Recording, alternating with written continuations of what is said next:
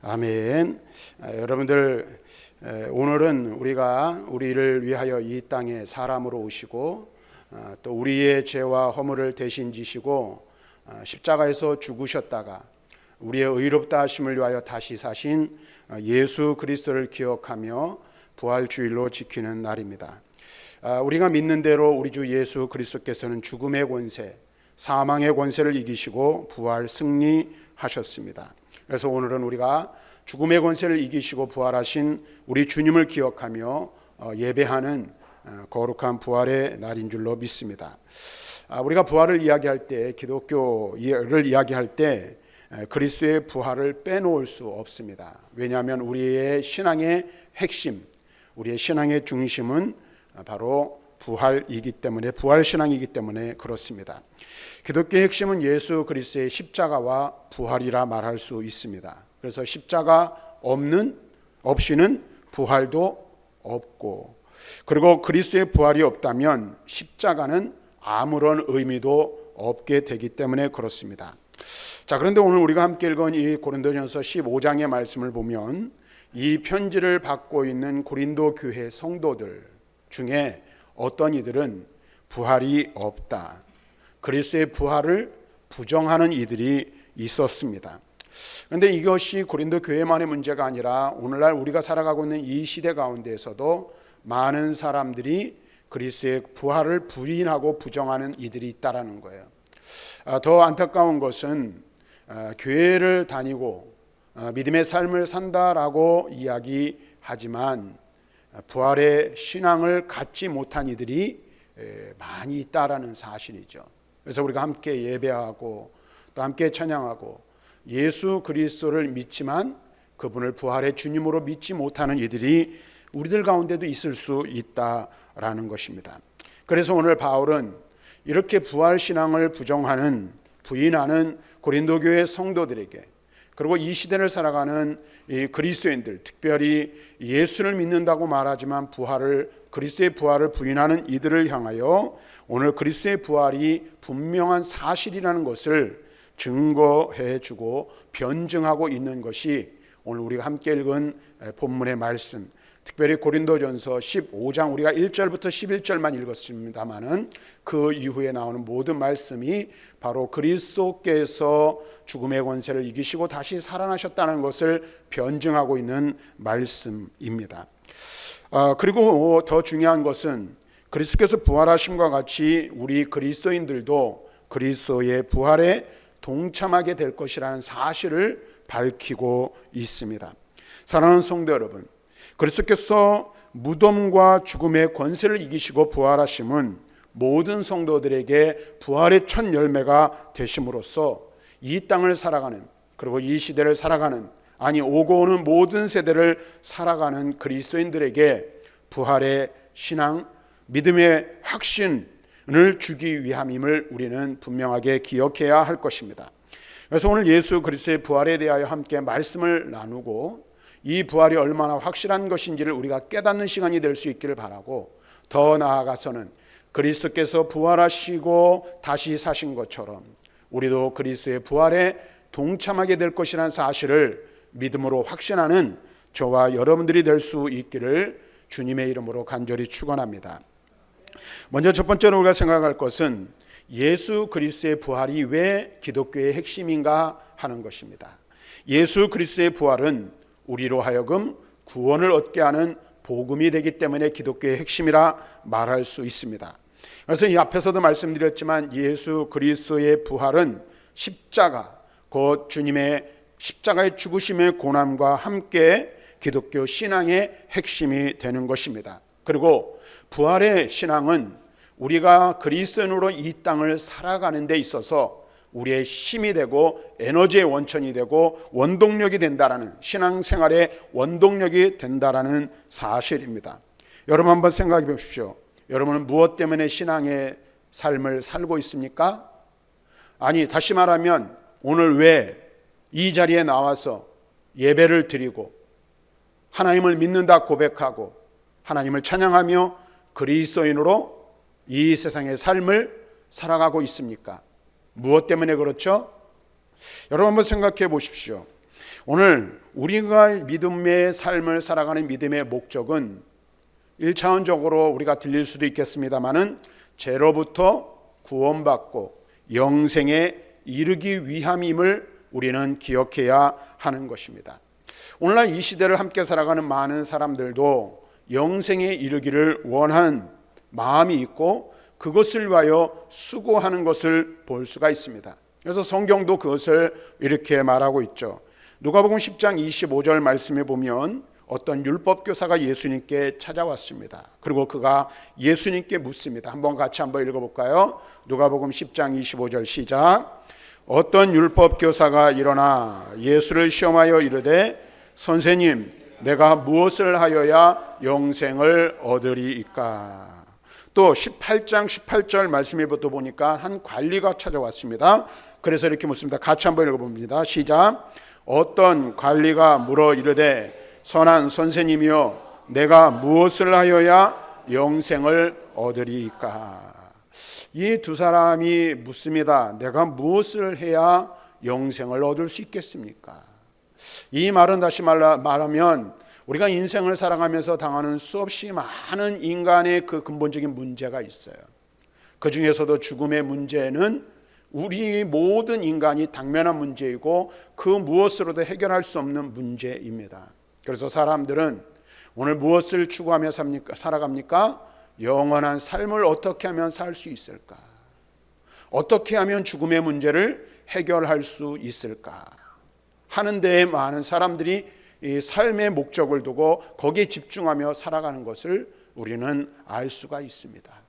자, 이것은 어떻게 하면 무엇을 하여야 영생을 얻을 수 있겠습니까? 라는 이 질문은 인간이 가지고 있는 근본적인 질문이라 말할 수 있습니다. 다시 말하면 많은 사람들은 영생 곧 구원을 얻기 위하여 많은 노력을 기울입니다. 그런데 우리가 분명히 알아야 할 것이 있어요.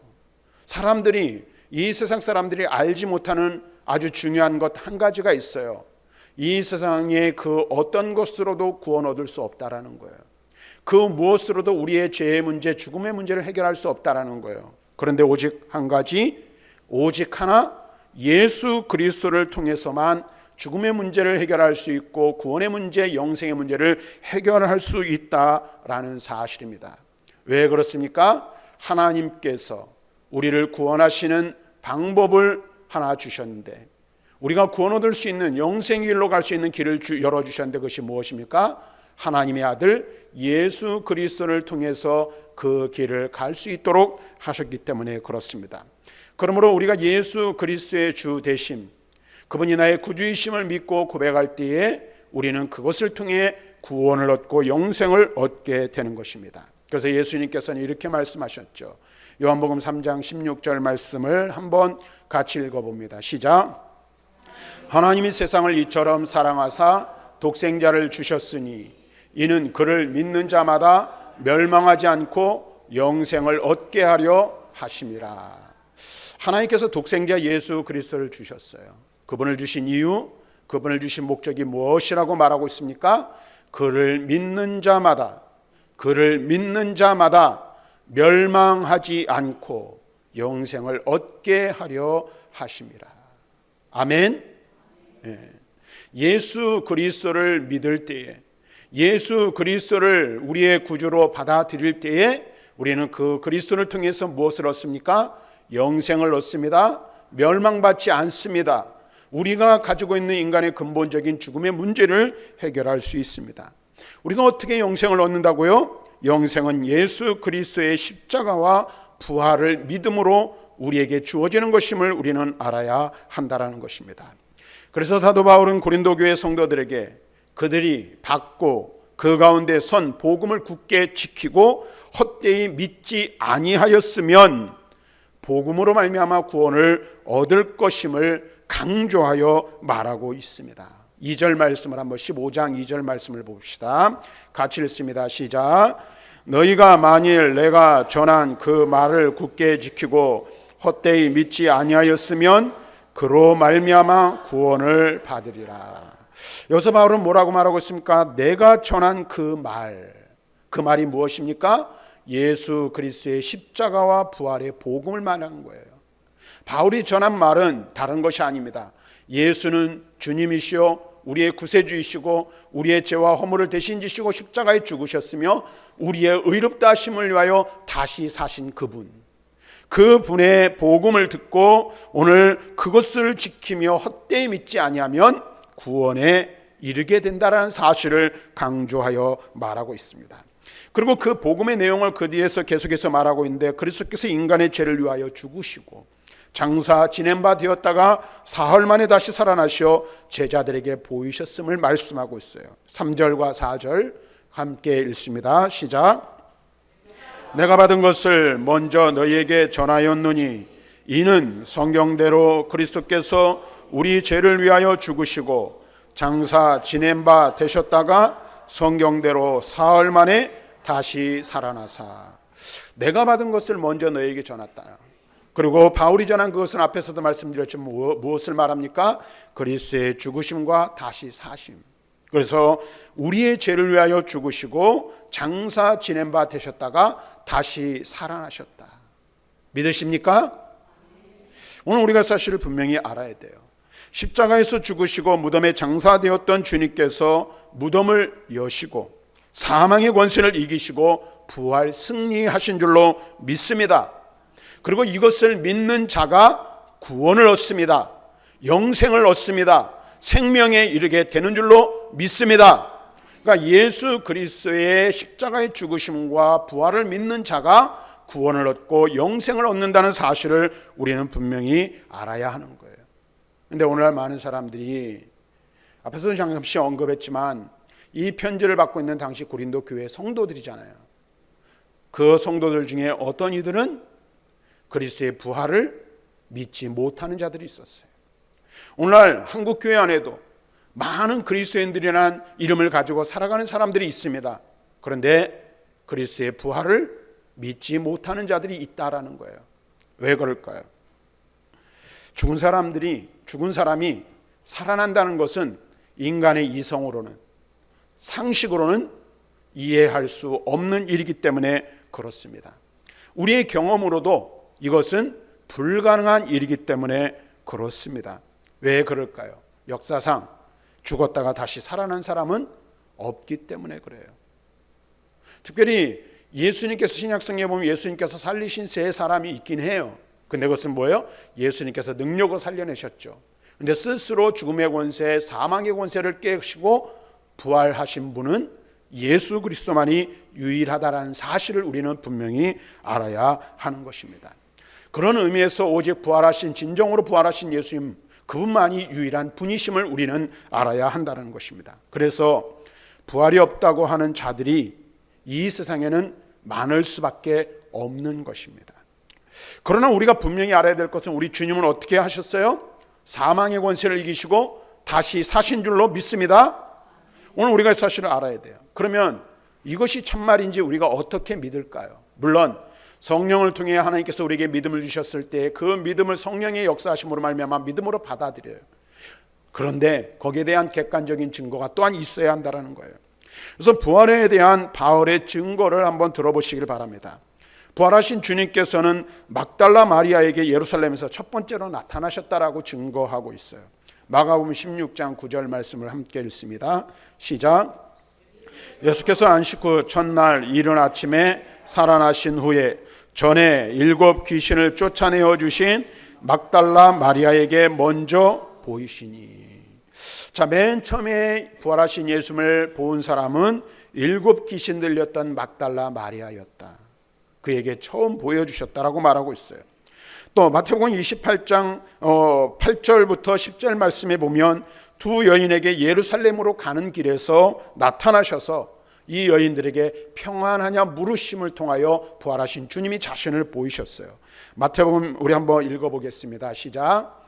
그 여자들이 무서움과 큰 기쁨으로 빨리 무덤을 떠나 제자들에게 알리려고 다름질할새 예수께서 그들을 만나 이르시되 평안하냐 하시거늘 여자들이 나아가 그 발을 붙잡고 경배하니 이에 예수께서 이르시되 무서워하지 말라 가서 내 형제들에게 갈릴리로 가라 하라 거기서 나를 보리라 하시니라. 이 여인들은 이 예수님께서 죽으셨을 때 안식일 문제로 인해서 예수님의 시신을 제대로 수습하지 않았던 거예요. 그래서 안식 후 첫날 새벽 이른 아침에 무덤에 가서 예수님의 시신에 향품을 바르려고 갔어요. 그런데 가보니까 무덤이 비어 있었어요. 그래서 무서움과 기쁨으로 무덤을 떠나 그 사실을 제자들에게 알리기 위해서 빨리 다름질하는데 가는 그 길에 주님께서 이 여인들에게 나타나시는 거예요. 그리고 그 여인들이 이 두 여인에게 평안하냐 물으신 거예요. 그러면서 제자들에게 알려야 할 것을 말씀하고 있어요. 또 글로바와 다른 한 사람에게는 엠마오로 가는 길에 나타나셔서 성경을 풀어주시고 함께 길을 가셨다고 누가복음 24장 13절부터 32절에 말씀하시고, 또 누가복음 24장 34절에 의하면 베드로에게도 길에서 나타나셨음을 말씀하고 있습니다. 또 요한복음 20장 24절부터 29절에 보면 사도들에게 나타나셨고, 또 21장 1절부터 23절에 보면 사도에게는 갈릴리 해변에서 나타나셨음을 보여주고 있어요. 그리고 11사도에게 갈릴리의 한 산에서 나타나 지상 명령을 주시죠. 그래서 그 내용이 28장 16절 이하에 기록된 것을 볼 수 있습니다. 오늘 우리가 함께 읽은 고린도전서 15장 6절에 보면 500여 형제들에게 500여 명의 사람들에게 동시 일시에 보이셨다라고 말씀하고 있습니다. 또 7절에서는 알페오의 아들 야고보에게 나타나셨고, 8절에서는 이 편지를 기록하고 있는 맨 나중에 만삭되지 못하여 난자 같은 사도 바울에게도 보이셨다라고 증언하고 있습니다. 그러니까 여러분 적어도 500명 이상에게 예수님께서 자신의 부활하신 몸을 보여주신 것입니다. 그런데 여러분 보세요. 이와 같은 사실이 무엇을 우리에게 증거해주고 있느냐 하는 것입니다. 성경에 의하면 이 사람이 증언을 하는데 증언이 확실하기 위해서는 두 사람이 증언하면 그 증언이 확실한 증거로 인정된다는 사실을 보여주고 있어요. 신명기 19장 15절 말씀을 같이 한번 읽어보겠습니다. 시작. 사람의 모든 악에 관하여 또한 모든 죄에 관하여는 한 증인만으로 정할 것이 아니요 두 증인의 입으로나 또 그 세 증인의 입으로 그 사건을 확정할 것이며, 그러니까 두 명의 증인 또는 확실한 증거가 되기 위해서는 세 사람의 증인이 있어야 함을 말씀해 주고 있어요. 여러분 근데 보세요. 예수 그리스도의 부활의 증인은 두세 사람만이 아니었다라는 거예요. 적어도 500명 이상이었기에 재론의 여지가 없음을 성경은 확실하게 우리들에게 증언해 주고 있는 것입니다. 그런데 우리가 분명히 알아야 될 게 있어요. 부활의 증거, 이처럼 많은 증인들을 통하여 예수님이 다시 사셨음을 증거하는 것은 단순히 예수 그리스도, 다시 사신 예수 그리스도를 목격했다라는 것에 그치지 않는다라는 거예요. 기독교 역사는 어떤 역사입니까? 순교의 역사입니다. 그런데 여러분 보세요. 많은 사람들이 복음을 전하다가 복음을 전하는 그 일에 생명을 걸고 예수 믿는 것 때문에 자신의 목숨을 내어주는 일들이 기독교의 역사 속에서 수없이 많이 있었어요. 그래서 기독교의 역사는 핏부림의 역사라고도 말할 수 있어요.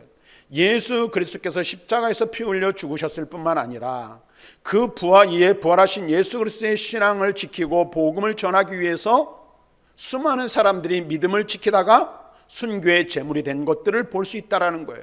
그럼 여러분 한번 생각해 보십시오.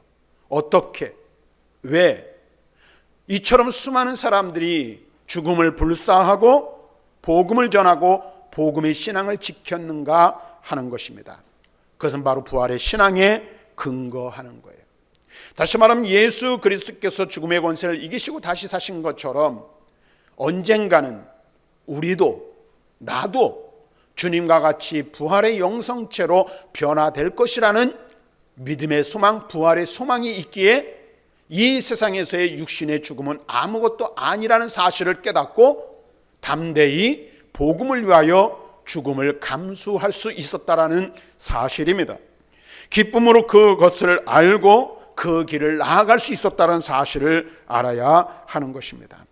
그리고 부활을 증거한 이들의 순교를 통해 무엇이 탄생했습니까? 오늘날 교회가 탄생하게 되었습니다. 그렇게 탄생한 초대 교회 성도들은 무엇을 증거하였습니까? 예수 그리스도의 부활을 증거하는 공동체가 된 줄로 믿습니다. 사도행전 4장 2절부터 4절 말씀을 한번 읽어봅니다. 시작. 예수 안에 죽은 자의 부활이 있다고 백성을 가르치고 전함을 싫어하여 그들을 잡음에 날이 이미 저물었으므로 이튿날까지 가두었으나 말씀을 들은 사람들 중에 믿는 자가 많으니 남자의 수가 약 5천이나 되었더라. 여기서 우리가 주목해야 될 말씀이 있어요. 그게 뭡니까? 예수 안에 죽은 자의 부활이 있다고 백성들을 가르치고 전하였다라는 거예요. 초대 예루살렘 교회 성도들, 초대 교회 성도들은 사람들에게 무엇을 전하고 무엇을 가르쳤습니까? 예수의 죽으심과 부활을 전하고 가르쳤다라는 거예요. 이것이 바로 기독교 공동체의 핵심이었어요. 그들이 중요하게 여겼던 것임을 우리는 알 수가 있습니다. 베드로는 부활을 말하지 말라는 사두개인들에게 사람의 말과 하나님의 말 중에 어느 것을 듣겠느냐라고 반문하면서 그리스도의 부활이 죽은 자의 부활의 증거임을 진술하였음을 성경을 통해서 우리는 알 수가 있습니다. 또한 주님께서는 성경의 예언을 자기가 예루살렘에 올라가 장로들과 대제사장들과 서기관들에게 많은 고난을 받고 죽임을 당하고 제3일에 살아나야 할 것을 제자들에게 가르치신 대로 부활하셨음을 성경은 증거하고 있어요. 마태복음 16장 21절 말씀 같이 읽습니다. 시작. 이때로부터 예수 그리스도께서 자기가 예루살렘에 올라가 장로들과 대제사장들과 서기관들에게 많은 고난을 받고 죽임을 당하고 제3일에 살아나야 할 것을 제자들에게 비로소 나타내시니. 살아계시는 동안에는 예수님께서 제자들에게 천국 복음을 가르치셨어요. 그리고 때가 이르자 자신의 죽으심과 다시 살아나실 것을 예언하셨어요. 그리고 그뿐만 아니라 어떻게 하셨어요? 오늘 바울이 증거하는 것처럼 말씀하신 대로 죽음의 권세를 이기시고 다시 살아나신 줄로 믿습니다. 오늘 우리가 사실을 분명히 알아야 돼요. 자, 그런데 여러분, 하나 더 말씀을 우리가 생각할 것은, 그렇다면 주님께서 죽으시고 다시 살아나신 것이 왜 중요한 것인가? 왜 죽음의 권세를 이기시고 부활하신 주님을 우리가 믿어야 하는가 하는 것입니다. 그것은 그리스도의 부활은 그리스도인의 소망이며 우리 그리스도인의 부활의 첫 열매가 되시기 때문에 그렇다라고 성경은 증거하고 있습니다. 여러분, 우리가 그리스도로 이 땅을 살아가는 소망의 근거가 무엇이라고 말씀드렸습니까? 바로 그리스도와 같이 부활하는 것. 그래서 그리스도와 함께 영생을 누리는 것, 그것이 우리 인간의 소망임을 우리는 알아야 돼요. 그런데 여러분 한번 생각해 보십시오. 만일 그리스도의 부활이 없으면, 죽은 자의 부활이 없으면 어떻게 됐을까요? 죽은 자의 부활이 있을 수 없는 일이라면 그리스도의 다시 살아남도 없을 것이라고 말하고 있습니다. 우리가 오늘 읽진 않았지만 15장 13절 말씀을 한번 같이 읽어봅니다. 시작. 만일 죽은 자의 부활이 없으면 그리스도도 다시 살아나지 못하셨으리라. 이 부활 자체가 있을 수 없는 일이라면, 그러니까 여러분 잘 들으셔야 돼요. 이해를 잘 하셔야 돼요. 그리스도께서 다시 살아나셨다는 것은 부활이 있다라는 증거가 되는 거예요. 죽은 사람이 다시 살아남이 있을 수 있음을 말하고 있는 거예요. 근데 죽음, 이 부활 자체가 있을 수 없는 일이라면 무엇 또한 없다라는 거예요? 그리스도의 부활 또한 있을 수 없는 일이라는 것입니다. 그래서 그리스도께서 만일 다시 살지 못하셨으면 우리의 전파하는 것도 헛것이 되고 우리가 믿는 믿음, 지금 우리가 가지고 있는 신앙, 이것도 헛된 것이 될 것이라고 14절에 말하고 있어요. 14절 같이 읽습니다. 같이 읽습니다. 시작. 그리스도께서 만일 다시 살아나지 못하셨으면 우리가 전파하는 것도 헛것이요 너희 믿음도 헛것이며. 우리가 무엇 때문에 믿음을 가지고 살아간다고 했어요?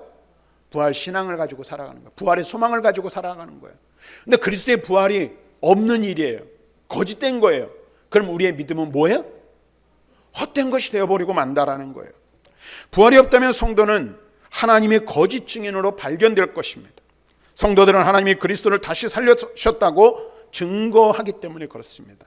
만일 죽은 자가 다시 사는 것이 없으면 하나님이 그리스도를 다시 살리시지 아니하셨을 것이라는 사실입니다. 15절 같이 읽습니다. 15절 시작. 또 우리가 하나님의 거짓 증인으로 발견되리니 우리가 하나님이 그리스도를 다시 살리셨다고 증언하였습니다. 만일 죽은 자가 다시 살아나는 일이 없으면 하나님이 그리스도를 다시 살리지 아니하셨으리라. 죽은 자의 부활이 없다면 하나님께서 그 일을 행하시지 않으셨을 거라는 거예요. 만일 죽은 자가 다시 사는 것이 없으면 그리스도도 다시 사실 수가 없다라는 거예요. 그래서 16절에 이렇게 말하죠. 16절 같이 읽습니다. 시작. 만일 죽은 자가 다시 살아나는 일이 없으면 그리스도도 다시 살아나신 일이 없었을 터이요. 그리스도께서 다시 사신 것이 없으면 우리의 믿음도 헛되고 우리는 여전히 어디에 거할까요?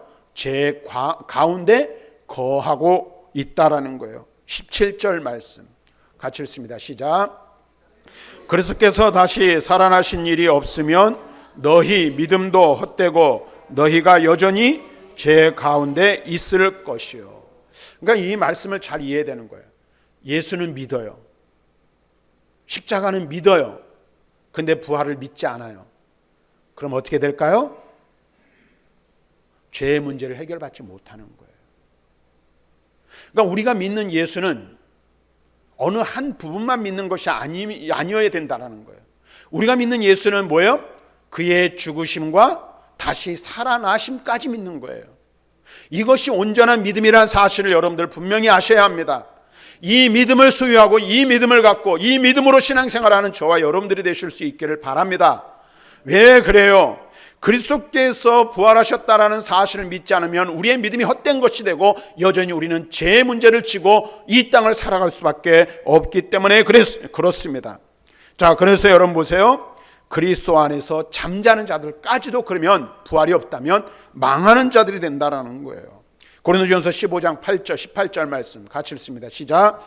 또한 그리스도 안에서 잠자는 자도 망하였으리니 무엇이 없다면?